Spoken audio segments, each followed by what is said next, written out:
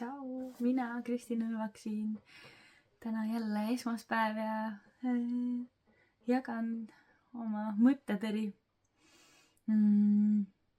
Tänaseks ma valisin teema, mis tegelikult ei ole üldse populaarne nii-öelda selliseks jagamiseks ja see on midagi, mis minu arust on väga paljudel inimestel väga keeruline mõista, sest see tundub alguses ebaloogiline ja väga palju hakkab aju vastu võitlema ja leidma nagu põhjuseid, kuidas see ei saa nii olla. Aga mida rohkem ma olen ise tegelenud teemaga ja näinud ka enda juures käivate inimeste juures seda, siis sisuliselt seda ütleb ära kõik üks lause, et väline peegeldab sisemist. Väline peegeldab sisemist.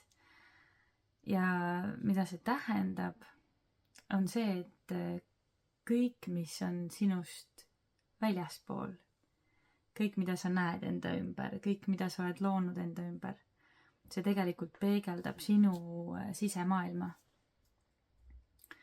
Et selles mõttes, et kõik hea, mis su ümber on, kõik, mis sulle väga meeldib, sa oled ise tegelikult selle loonud ja ka kõik halb, mis su ümber on. Sa oled ise selle valinud, sa oled ise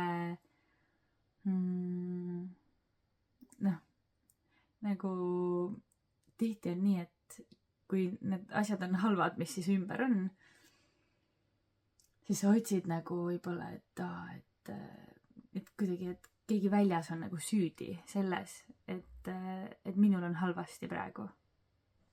Aga nagu hästi keeruline seda mõista, et ma tegelikult ise valisin selle. Et see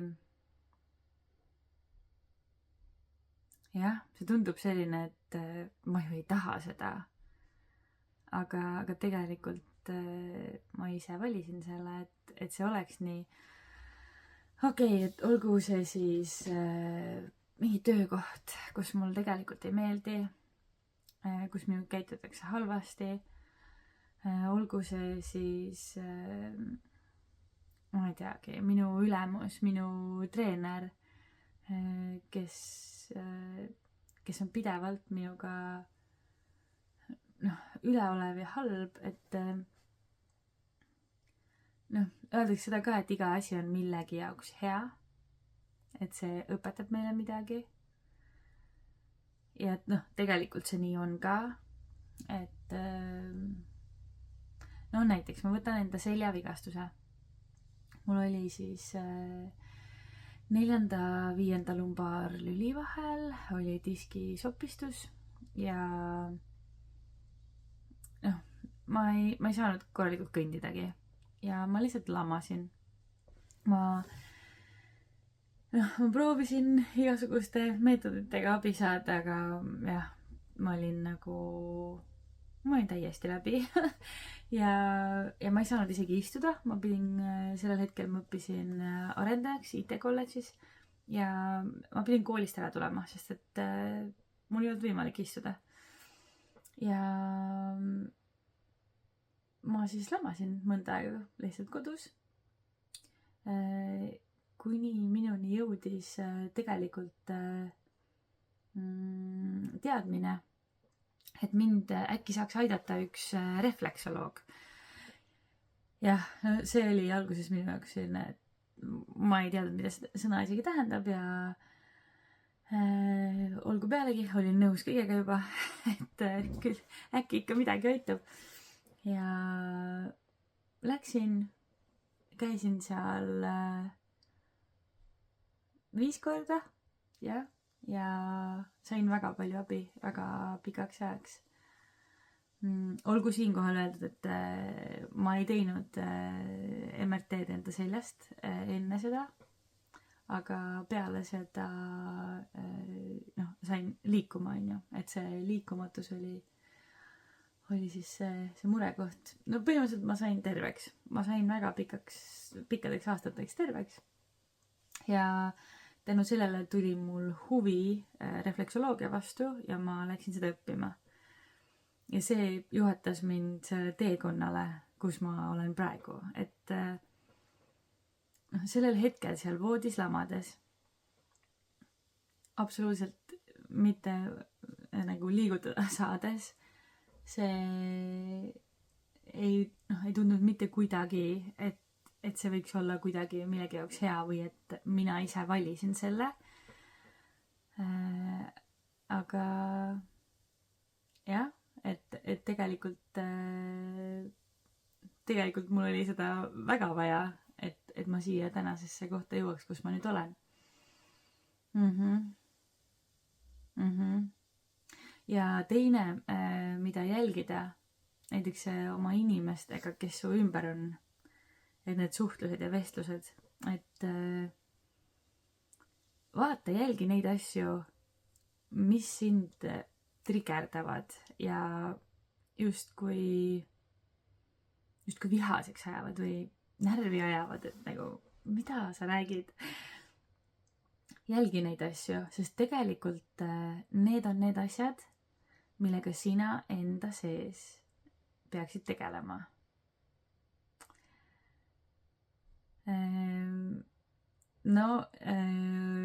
Jah, üks näide. Väga tihti lähedastega suhted on need, mis toovad neid asju esile. Ja minul siis enda mehega oli vestlus meie eelarve ja rahaliste teemade üle ja mina siis pean Exceli tabelit, kus on kõik korralikult iga kulutus kirja pandud ja et hea ülevaade oleks. Ja siis mees küsib mu käest, et aga millest, et see ehituspoe kulu, et sellel kuul oli väga suur, et millest täpsemalt koosneb. Ma näitasin talle need summad, mis seal tabelis siis on, ja ta küsis selle ühe konkreetse summa kohta, et mis see siis täpselt oli. Ja ma ei ole teinud seda tabelit selliseks, et see saaks nagu seda asja ka sealt näha sealt tagant. Et mul on lihtsalt need summad seal kirjas, aga ma ei tea, et kas see oli siis, ma ei tea, lindsaag või mingi murutraktor on ju. Et seda ma ei ole veel pannud sinna ja mees lihtsalt tegi ettepaneku, et äkki siis võiksid selle ka lisada. Aga kuna juba praegu mul see tabel võtab üpris palju aega ja ma tean, et seda tegelikult võiks ju automatiseerida, aga ma olen meelega tahtnud seda hoida sellisena, et ma ise panen selle sinna sisse, et siis ma nagu mõtlen korra veel läbi, et mis see kulu siis oli meil, on ju. Aga see trigerdas minust täiega, et mis mõttes, et sa tuled ütlema, et minu tabel ei ole siis nagu piisavalt hea. Jah, et tegelikult ongi see oli minu jaoks see koht, kus mina pean nagu tegema nii-öelda rahu selle tabeliga. Ja ongi võtma kas siis järgmise sammu, kui see on minu jaoks juba liiga palju, et kõik asjad sinna kirja panna. Et siis järelikult on hetk, kui tuleks nüüd hakata seda automatiseerima. Jah. Aga ühesõnaga, et jälgida seda, et mis asjad need on, mis väljaspool trigerdavad, närvi ajavad. Mis asjad on need asjad, mis ma vaatan nagu välja ja mõtlen, et ma ei tea, et keegi teine justkui on selles süüdi, et see nii on või et otsin kedagi süüdlast või midagi, mille peale ma olen pidevalt nagu pahane. Siin taustal võib selle juures olla ka see, et ma pean tegelikult aktsepteerima ka enda nii-öelda varju poolt või seda pimedamat külge. Et vahest ma ei olegi mingi asjaga rahul või et see alati, see reaktsioon ei saa olla see õnnelikkus või hea emotsioon.